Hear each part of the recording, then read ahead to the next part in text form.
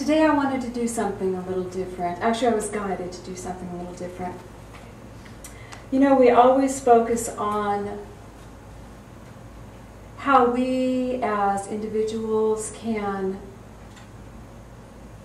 create a better world by changing our thoughts and beliefs and really becoming dynamic, really integrating our spiritual nature into our human nature, really becoming aware of the Christ potential within us.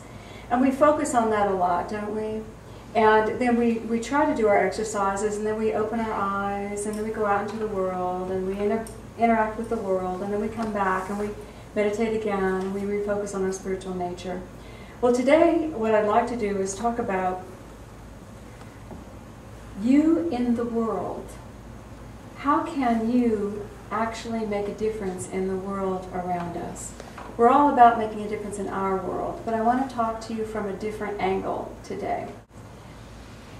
Several years ago, many years ago, I had a girlfriend who didn't live in Georgia. She lived in Arizona, and she called me. She was really excited. And she said, "Oh, I'm just so thrilled. I've just got the perfect purse. I've just bought myself the most perfect purse, and I just love it. I can't wait for you to see it." I said, "Okay, great." Oh, it was orange. It was fabulous. Awesome. She was, and it was $800. And I went, "Really? They make purses that cost $800? I had no idea." And she goes, "Where have you been?" I said, "Gosh, I don't know." And so she explained the brand and all the good stuff, and I went, "Interesting. To me, that's lots of groceries, $800. But you know, that's her world, and I thought, that's interesting. Shortly thereafter, I was watching a little thing, and a celebrity was speaking of a brand of shoes. Really? These shoes cost $1,000. And I went, really? There's a brand of shoes that I've never heard of that costs $1,000. And this happened very close together, and I went, wow, there's a whole world I don't know about. And I am a product of middle-class America, I guess. I watch television, I listen to the radio, I pick up magazines that are available in my grocery store, you know. And in all of those medias, I never heard about these shoes, these magical shoes. I've never heard about these high-end products. Do you know what I'm saying? What I hear about are things that are in my world. Even when I go to my mall, my beautiful mall, nice mall, I don't see these shoes. I don't see this world. And, you know, I started to wonder, this unadvertised world, should I be a part of it? Is this something I need to aspire to? I'm very unclear. And I was in my 40s at that time. And so I've been pondering that thought for a while, you know. It's like, really, is that where we should all aspire to? I know the American dream is if I can get rich and buy anything I want, and that's within all middle-class America, all America. Let me have enough money so I can buy anything I want, and then I'll give back and save souls. Okay. I thought about it for a few minutes, and I went back to work in my world, got my focus back on what was mine to do, and just lived my life. But you know, it kind of intrigued me. It absolutely intrigued me that there was a whole other world I had no knowledge of. So, recently I was talking to Spirit, and you all probably know this other world. I just didn't. Recently I was talking to Spirit about our economic structure in the United States. Now, this is our country. I don't know any other country. And they said, "Cindy, remember all those thoughts you used to have about that unadvertised world of prosperity and expensive things? Why do you suppose that on television the ads are all targeted to the average man? Why do you suppose those ads on TV, which is the massive media exchange, the computer and internet's now replacing that or are coming up to vie with it, but the massive exchange is television. Why do you suppose everything is targeted to the middle America? Because it's middle America that drives the economic heart of this country. It is middle America's money that drives the economic heart." And I went, really? We're that powerful? Us individual little people with our dollars are that powerful? And the answer is yes. When you think about how the economic structure is based, everybody who wants to get rich by a product, whose money are they targeting to get rich by? Mine. Yes. They want to create the book that you would have to read. They want to create the product that everybody in the world wants. They want to tap anything that will hit everybody's interest across the board. How powerful do you think you are as an individual on this earth? Do you hear me? How powerful do you think you are? It was really an interesting thought for me. I said, really, Spirit, we have all this power and we don't even know it? And they went, yeah, it's true. Average man has all this fabulous power and we don't know it. We've assumed that someone else knows better. We accept what someone else gives us, and I'm talking about the upper levels. We accept the products they pass down to us. We assume that if they're not good for us, they'll correct it and give us a better one. But the target is us. We are the ones who choose. I talk to us all the time about choosing for self. I want to talk to you about choosing for the world today. So, if it's all about the average person, we need to become aware of how we are voting. We talk about voting in our political elections, and you know, we do. We'll get our little exploring done, research our candidates, and we'll go down to the poll and we'll push our little thing, and we think the voting ends there. And then some of us get disgruntled because our candidate didn't do what they told us personally they were going to do. But the reality is your voting goes much beyond casting a ballot. Every time you give a dollar down for anything, you are voting for the continuation of that product. Do you hear me? Every time you invest any of your money, you are voting for that product to continue. What if you actually started thinking about that as you put your money down? What if you said, that was a great meal. Let me give you my money, Mr. Restaurant, and I hope you thrive. How often have you heard about your favorite restaurant going under? Disappearing, no longer there. What? They're gone? How could that be? And then someone says, well, how often did you go? Oh, once every 5 years. Well, you actually weren't voting for their continuation. You see? You have the power.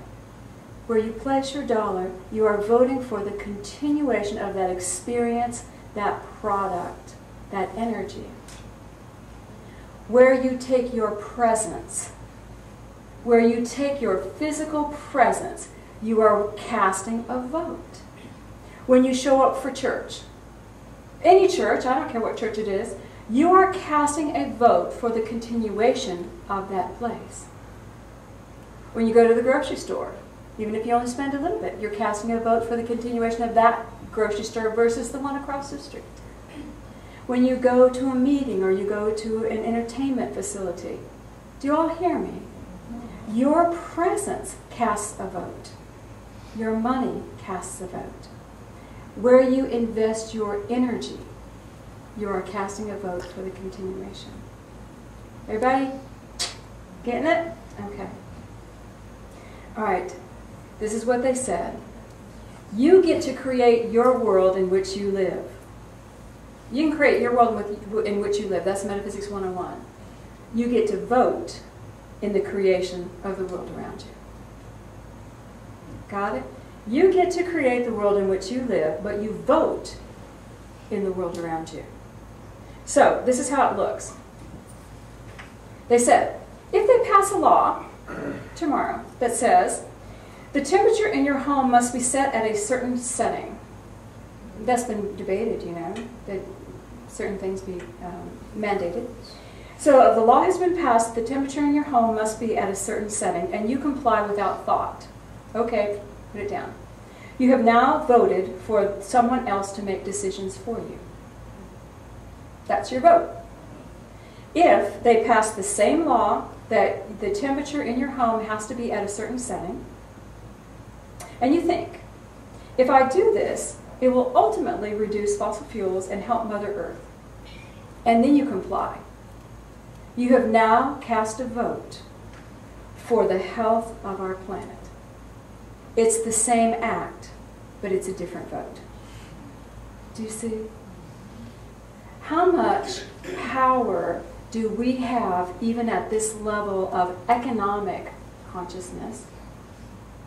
How much power do we have at this level of metaphysical consciousness, spiritual consciousness, physical consciousness? We are actually affecting the world around us by how we vote. Karen Price gave us this sweet little book. It's called How Many People Does It Take to Make a Difference? And the book is called One. And I wanted to read a quote. I wanted to read just a few things from you, for you. This is a quote from Margaret Mead. Never doubt that a small group of thoughtful, committed citizens can change the world. Indeed, it is the only thing that ever has. And love the green earth. I'm going to read just a few things to you. If everyone in the U.S. reused a paper grocery bag, even for just one shopping trip this year, we would save millions of trees. If each of us simply kept our tires properly inflated this year, nationwide gasoline use would drop by millions of barrels. If every American home replaced just one old-style light bulb with a compact fluorescent bulb, that would be like taking 1 million cars off the road for a year.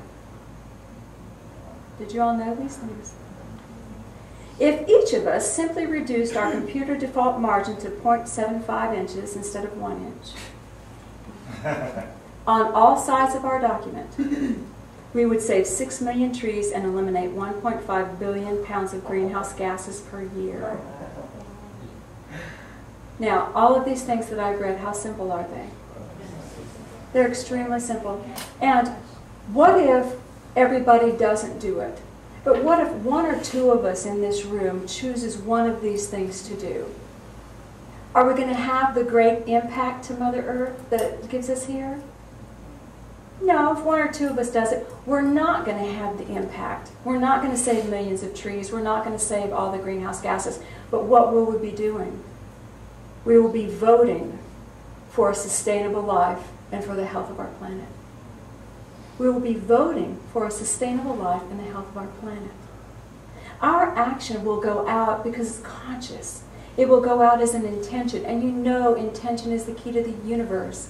What you intend grows and multiplies and returns to you. I, myself, cannot tell the entire world how to act, but I can vote on my choice of what I would like to see happen.